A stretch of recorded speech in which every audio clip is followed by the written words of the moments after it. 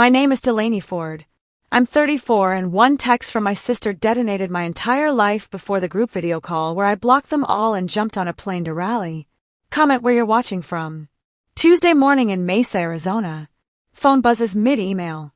My sister message in caps quitting my job. You'll take care of us while I figure it out. Us equals her mom. Dad, take care means I bankroll the house cars. Her nonstop online shopping debt. I type back. That's not on me. Send. Calls flood ignored. The Raleigh offer I'd stalled on for weeks. Stares back. Senior analyst, double pay escape route. I hit accept. Contract in. Flight locked. Mom's reply hits hard. Won't help your sister skip Thanksgiving. War started. This was only the opening shot. Still here. Smash that like button and drop a 1 in the comments so I know you made it this far. It fuels me to spill the rest of this wildfire.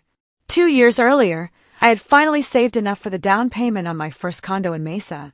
Years of overtime, skipped outings and careful budgeting had built a solid nest egg, and the realtor's pre-approval letter felt like the finish line. I kept a copy in my desk drawer, pulling it out whenever doubt crept in.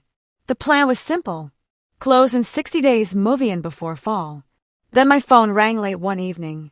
It was my dad, Tom Ford, his voice tight with panic. Delaney, we need you at the house now. Your sister Quinn Ford has a serious problem. I grabbed my keys and drove over the letter forgotten on the passenger seat. Mom Karen Ford opened the door before I knocked, pulling me inside without a word. Dad waited in the living room, a folder of statements open on the table. Quinn stood by the window, arms folded, staring outside. Dad didn't waste time. Quinn's credit cards are max $35,000 total from online shopping. The collection agency called today. They want payment, or they'll sue garnish wages. The work's $35,000. The number hit like a punch, but it wasn't the full amount I'd saved. Mom added, we can't let this destroy her future or ours if they come after joint accounts. Quinn turned. I didn't mean for it to get this bad. Things just added up. I sat down and flipped through the printouts, charges for clothing sites, tech gadgets, beauty subscriptions, even virtual courses she never finished.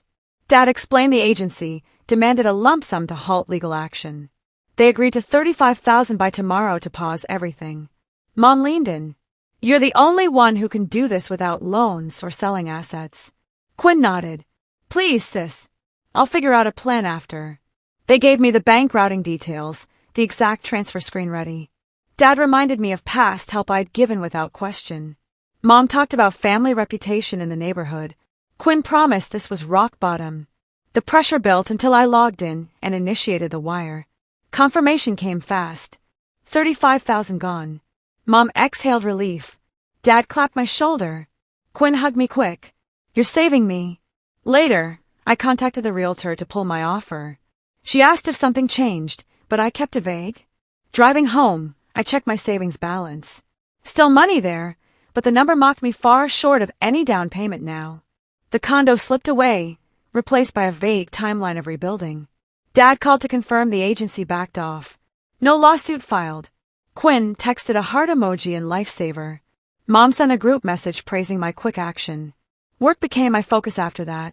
I took on extra reports, stayed late to pad hours, but every deposit felt smaller. Bryce asked why I seemed distant during our dates, and I brushed it off as deadlines. Family dinners continued with Mom mentioning Quinn's fresh start and Dad changing subjects when bills came up. Quinn ordered smaller packages now, but they still arrived regularly. One weekend, I cleaned out my desk and found the old pre-approval letter. The property photos showed a bright living room, a balcony with mountain views. I folded it away, the dream on hold indefinitely. Rebuilding would take time, and the pattern felt familiar. Mom called occasionally with updates on Quinn's job searches that never panned out. Dad avoided money talk. Quinn posted about new beginnings online. Nights alone, I ran numbers in spreadsheets, projecting how long until I could try again. The gap looked wider each calculation. Bryce noticed the late-night screen glow and suggested talking it out, but I wasn't ready. The transfer had bought peace for them, tension for me. Savings rebuilt slowly, always with the unspoken expectation of the next crisis. A few months ago, the 4th of July barbecue filled the backyard in Mesa with the smell of charcoal and laughter. Dad manned the grill, flipping burgers and ribs while neighbors drifted in with side dishes and coolers. The patio table groaned under potato salad, corn on the cob, and pies Mom had baked that morning. Quinn lounged in a lawn chair, phone in hand, snapping selfies with sparklers before the sun even set. I arrived with a case of sodas and a tray of watermelons, slipping into the routine like always. As the sky turned orange, Dad raised his plastic cup of lemonade and cleared his throat. Everyone, a quick toast to the one who makes these gatherings possible. Delaney, our rock. Cheers erupted, cups clinking, and I forced a smile while Quinn clapped loudest. She leaned over. Yeah, thanks for funding the fun, sis. The comment landed light to everyone else, but it stung me. Dad continued grilling, oblivious, while Mom circulated with refills, her face glowing under string lights. Halfway through eating, Mom suddenly clutched her chest and sank into a chair.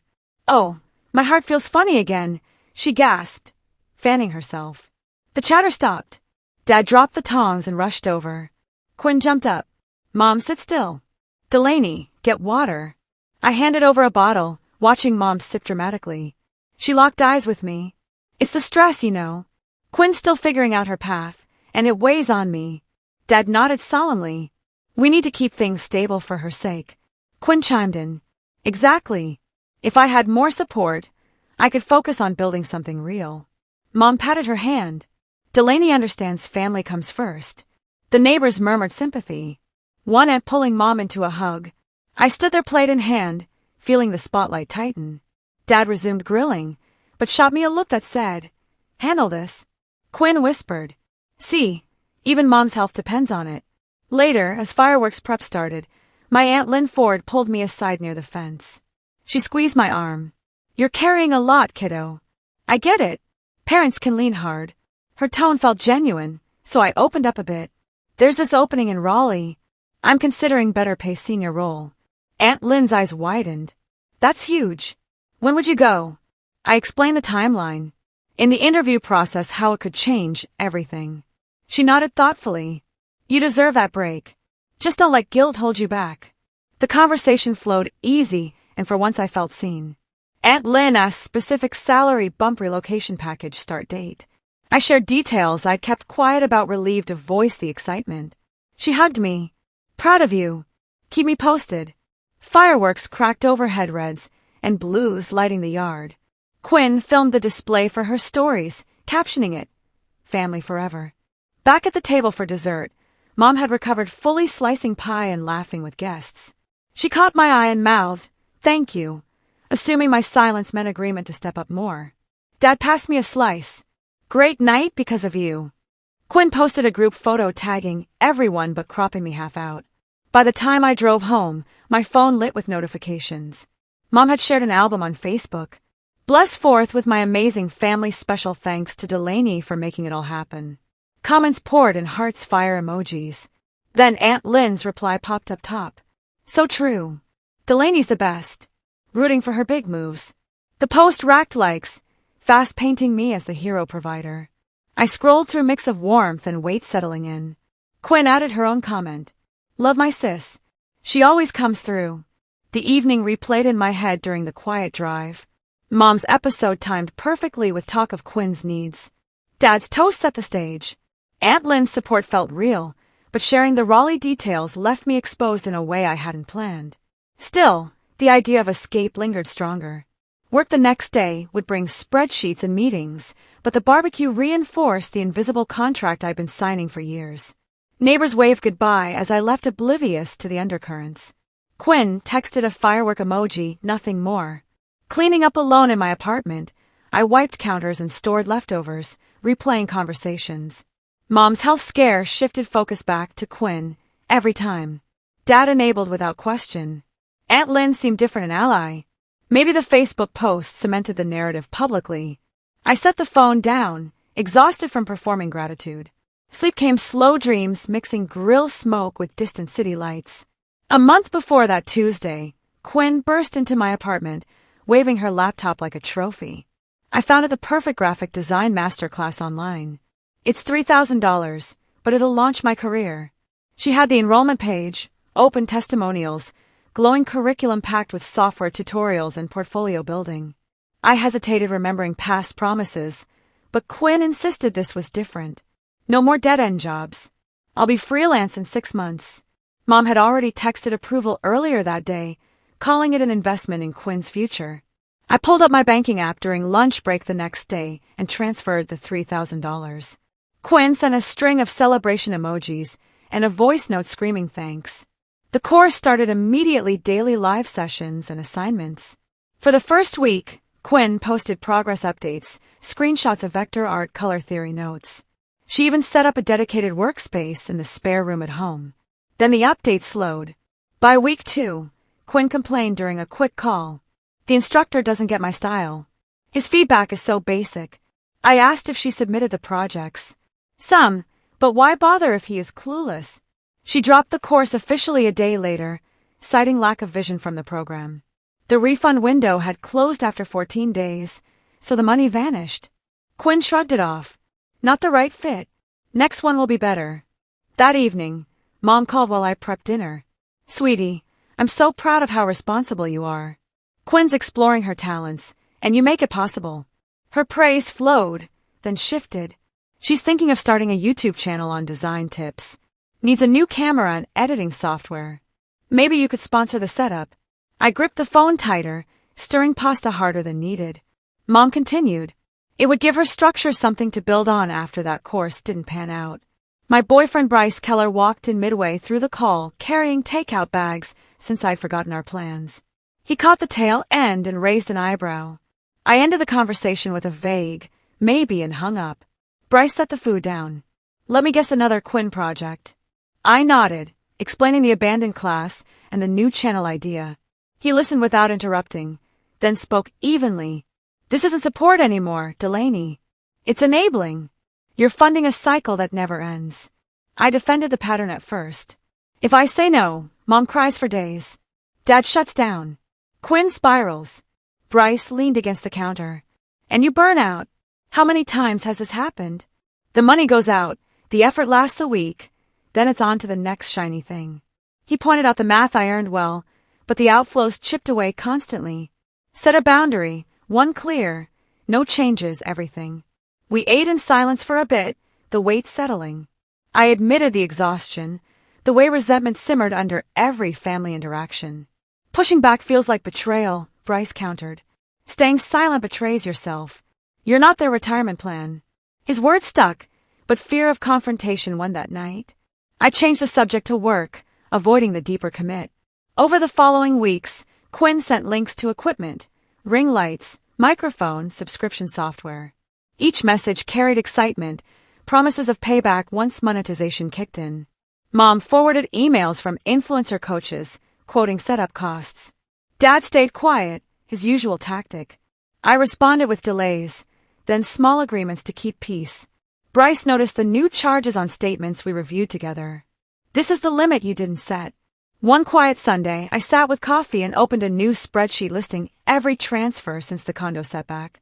The totals climbed fast. A visual map of enabling. Quinn called that afternoon, voice bubbly about channel themes. I listened, then gently declined the latest request. Find a way within budget. She huffed but moved on quick. Mom tried guilt the next day, but I held the line, citing my own goals. The pushback felt foreign, shaky yet necessary. Bryce praised the small win over dinner. SeaWorld didn't end, but the internal tug remained, years of conditioning hard to unwind overnight. Quinn pivoted to free tools, complaining less. Mom adjusted her asks. The shift started subtle, a crack in the foundation I'd built my role on back to that Tuesday morning. Quinn's text still glowed on my screen.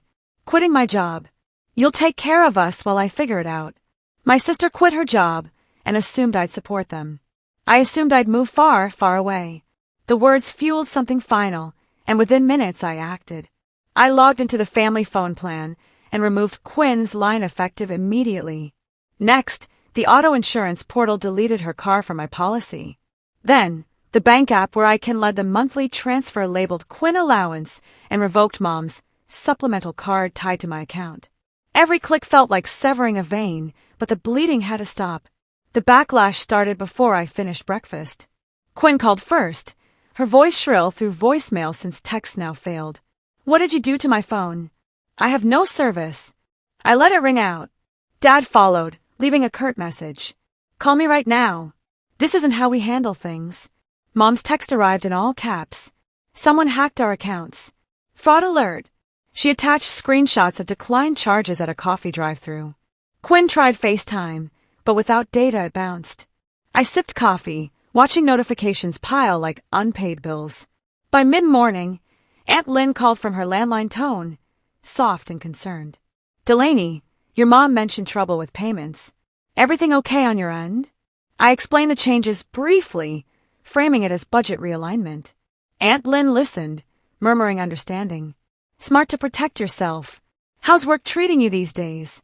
The shift felt natural, so I mentioned the Raleigh opportunity again, the one I'd shared at the barbecue. A senior analyst lead relocation in a few weeks if I take it. She asked for details. Start date, housing allowance, team size. I answered, openly grateful for the neutral ear. Aunt Lynn probed gently. Have you told your parents yet? I admitted no. Still processing. They'll come around once they see the benefits, she said. The call ended on a supportive note, her promising to keep it quiet until I was ready. I hung up, feeling lighter, the cuts justified by this small alliance. Lunchtime brought a flood from Mom, a paragraph accusing me of sabotage. Quinn can't even call for help now. This is cruel. Dad sent a follow-up. Fix the insurance before she drives. Quinn managed a message through Wi-Fi. You're overreacting. Undo this. I responded to none, focusing on spreadsheets instead. The silence from my side amplified their panic. Late afternoon, Mom's messages escalated. Aunt Lynn just told me about Raleigh. You've been planning to abandon us this whole time. The betrayal hit hard. Aunt Lynn had relayed everything within hours. Mom continued, cutting us off the day Quinn needs stability most. Selfish. She attached a screenshot of Aunt Lynn's text confirming my job details. Dad chimed in. We raised you better than this. Quinn added fuel. Guess family means nothing when a fancy title calls. I stared at the chain. The manipulation clear now. Aunt Lynn's call wasn't support. It was reconnaissance. She fed Mom ammunition to guilt me back into line. The Raleigh plan meant as escape became evidence of desertion. Mom posted vaguely on social media about disappointment in those closest tagging relatives. Comments trickled in siding with her without knowing facts. Bryce texted during my commute home. Heard the explosion from here. Proud you held the line. His encouragement steadied me. I cooked a simple meal, ignoring the buzzing phone. Voicemail stacked. Mom pleading then accusing. Dad demanding a family meeting. Quinn threatening to show up unannounced. Each one reinforced the decision. The financial cords, severed, emotional ones frayed but intact for now. Evening brought a knock. I ignored, peeking to see Quinn's car outside before she left.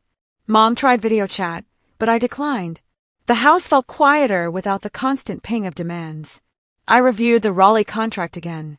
The clauses on relocation assistance a lifeline. Cutting support wasn't revenge. It was survival. Their reactions proved the dependency ran deeper than money. By bedtime, the messages slowed to a drip. Mom sent one last novel. You've broken your father's heart. Think about what you've done. I powered off the phone the first full night without interruptions in years. The assumption I'd always provide shattered, replaced by my own plan to vanish across states. Raleigh waited a clean slate without supplemental cards or shared plans. The cuts held firm overnight. No reversals, no weak moments. Morning would bring work and whatever fallout, but the power shifted. Quinn's quick notice sparked my exit strategy. They assumed endless support. I assumed distance. The war of texts raged, but the battlefield tilted. The next day at the office, I arrived early to clear my inbox before the storm hit. The building buzzed with usual Wednesday energy coffee machines, humming printers, warming up. I settled at my desk, reviewing quarterly reports when Shelby Grant approached with 2 mugs. She slid one across. Thought you could use this. You look like you wrestled a spreadsheet all night. Her smile seemed friendly, the kind shared over water cooler gossip. I accepted the coffee, grateful for the gesture. Shelby pulled a chair closer. Everything all right? You were quiet in yesterday's meeting. The question opened the door, just enough. I kept it vague, mentioning family tension without names or numbers. My sisters, between jobs, parents expecting more than I can give, decided to draw some lines. Shelby nodded sympathetically. Siblings can be a handful. My brother once drained my savings on a bad investment. Boundaries save me. The conversation stayed light, touching on work stress and weekend plans. Shelby asked about the Raleigh posting I'd applied for internally. Heard it's a big step up. Nervous. I admitted excitement, mixed with logistics worry. She leaned in. You've earned it. Don't let home drama derail you. We parted ways as the team huddle started, her encouragement lingering. Mid-morning, my manager requested a private chat in the conference room. Mr. Harland, the department head, closed the door and gestured to a seat. Delaney HR flagged a concern from a colleague about your stability for the Raleigh role. My pulse quickened. Only Shelby knew fragments. Mr. Harland continued. They mentioned family issues impacting focus. The position requires full commitment, especially with relocation. I maintained composure, recalling performance metrics. My reviews speak for themselves. Top quartile. 3 years running, 0 missed deadlines. Mr. Harlan reviewed notes. True, but leadership wants assurance. Personal matters won't bleed into the transition. The implication hung heavy. Shelby had twisted casual talk into doubt. I presented evidence calmly. Family adjustments are handled. I've accepted the offer contingent on this discussion. My relocation packet is submitted. Housing secured. Mr. Harlan scanned my file. The concern came anonymously, but specifics matched your profile. Shelby's handiwork confirmed. I countered with project successes, client feedback, and a readiness statement for Raleigh's demands. Mr. Harlan listened, flipping pages. Your track record is strong. Well, proceed, but monitor the first quarter closely. Relief washed over me, tempered by betrayal. The meeting ended with a handshake and reminder to keep personal life separate. Back at my desk, Shelby waved from across the floor, oblivious or feigning it. Lunch provided space to process. I ate at a corner table, replaying the exchange. Shelby's questions now felt calculated, probing for weakness to exploit.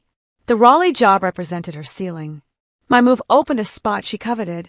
Anonymous tip made sense. Direct confrontation risked exposure. Afternoon tasks flew by on autopilot. Team emails praised my latest analysis, unaware of the undercurrent. Shelby stopped by again, offering help on a data set. Need a second pair of eyes? I declined politely, citing deadlines. Her expression flickered, but she moved on. The dynamic shifted. Trust eroded in one morning. End of day. Mr. Harland emailed confirmation. Raleigh approved. Start date locked. Impressed with your defense. Focus forward. Shelby's attempt backfired, strengthening my case. I packed my laptop. The victory bittersweet. Colleagues filtered out chatting about happy hour. I skipped needing solitude to recalibrate. Driving home, the office politics mirrored family games information weaponized for control. Shelby underestimated my preparation. The job stayed mine. A ticket out. Parking in my spot. I checked messages. Family won silence since the cuts. Work sabotage failed where guilt had succeeded for years. Bryce called during dinner prep. Heard you crushed it today. News traveled fast in our circle. I shared the Shelby twist. She thought drama would sink me. Bryce laughed. Instead, it floated you higher. The support grounded me. Raleigh loomed closer. Professional armor intact. That same evening, the doorbell rang while I unpacked groceries. Through the peephole, Mom stood on the step, eyes puffy, clutching a tissue. I opened the door a crack. What are you doing here? She pushed past gently. We need to talk face to face. This has gone too far. Dad waited in the car, engine running. Quinn stayed home per Mom's explanation. Inside, Mom paced the living room, launching into pleas. Quinn's a mess without your help. The phone, the car insurance. How is she supposed to job hunt? I offered water, staying calm. She quit without a plan. That's on her. Mom ignored the point. The collection call started again. They want the full balance, or legal action resumes. She pulled out crumpled letters. The debt now ballooned to $120,000 with fees. Dad entered then, shutting the door firmly. Enough games. We need you to co-sign a consolidation loan. Banks won't touch us alone. The ask landed heavy. My credit tied to their chaos forever. Mom added pressure. It's the only way to stop foreclosure threats on the house. Dad nodded. Family pulls together. I retrieve my laptop, opening a video call app. If we're doing this, everyone hears it. Quinn joined from her room, face flushed. Aunt Lynn popped in uninvited. Mom must have looped her. The screen filled with accusations. Quinn started. You cut me off cold. I have interviews lined up, but no way to get there. Aunt Lynn chimed. Delaney, think of your parents' stress. Dad laid out terms alone covering the debt. My name's secondary. Payment split, but your signature secures it. Mom tearfully agreed. Please, before they take the house. The manipulation peaked. Voices overlapping in guilt. My phone vibrated separately. Mr. Fletcher from Raleigh. I answered on speaker by accident. Delaney transport arranged for Friday. Team excited. The call silenced the family screen. Mr. Fletcher continued. Any last questions on the package? I seized the moment. None. See you soon. Hung up facing them. Quinn exploded. You're leaving now after everything. Mom gasped. Rally over us. Dad demanded. Choose. I chose. No cosign. No more support. My life moves forward. Aunt Lynn muttered about ingratitude. Quinn threatened exposure online. Mom begged one last time. I ended the video call blocking numbers mid-protest. Dad stood. This is final. I nodded. They left without another word. Car pulling away. The house fell silent, the weight lifting instantly. 3 weeks later, I stood in my new Raleigh apartment boxes, half-unpacked morning lights streaming through wide windows. Bryce arrived that same weekend, duff in hand, having secured a transfer within his company. He dropped the bag, wrapped me in a hug, and surveyed the space. Home sweet home for both of us. We spent the day arranging furniture planning runs along the greenway and cooking our first meal together in the new kitchen. An email arrived from Avery Thompson, Quinn's old friend. Quinn used my info for cards, too. I'm suing to clear my name. Sorry I enabled her. The message validated everything. A voicemail followed from Mom, voice weary. We sold the house, downsized to an apartment. Quinn enrolled in mandatory debt counseling through the agency. No choice now. Dad added in the background. She starts community college part-time. No apology, just facts.